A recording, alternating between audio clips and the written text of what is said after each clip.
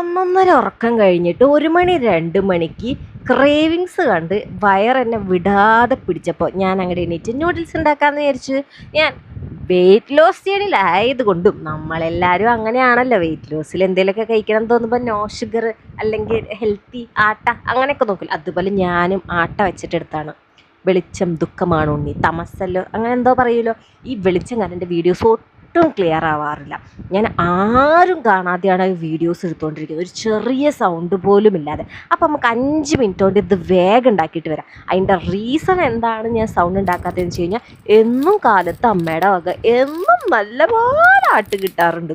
പുലർച്ചെണീറ്റിട്ടാണ് അവളുടെ കിച്ചണിൽ കയറിയിട്ട് സാധനങ്ങൾ ഉണ്ടാക്കൽ, പാത്രവും കഴുകില്ല, അങ്ങനത്തെയൊക്കെ ഡയലോഗ് കേൾക്കുന്നുണ്ട്. പിന്നെ ഞാൻ ഈ പാത്രത്തിലൊക്കെ ഇട്ട് ഇളക്കണ സമയത്തുള്ള സൗണ്ട് കാരണം അവർക്ക് ഉറക്കം പോകണമെന്ന് പറഞ്ഞുകൊണ്ട് ഞാൻ പതിയെ ഏതാണ് ഇതൊക്കെ ഉണ്ടാക്കിക്കൊണ്ടിരിക്കുന്നത്.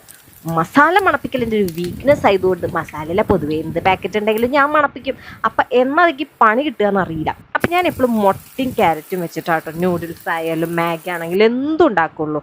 പിന്നെ എനിക്ക് ഈ വെള്ളം ഒഴിച്ചിട്ടുള്ള ഈ ഹോസ്റ്റൽ തട്ടിപ്പ് പരിപാടിയില്ല, ആ സാധനം എനിക്ക് സെറ്റാവത്തേ ഇല്ല. അതുണ്ടെങ്കിൽ ഞാൻ കഴിക്കില്ല.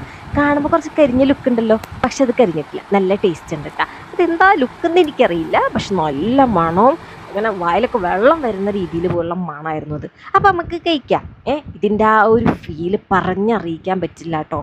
എനിക്ക് പക്ഷെ പൊതുവേ വീഡിയോസ് കാണുമ്പോൾ എന്തെങ്കിലും മൂവീസിൽ വല്ല പണ്ടത്തെ വീഡിയോസ് കണ്ടുകൊണ്ടിരിക്കണം.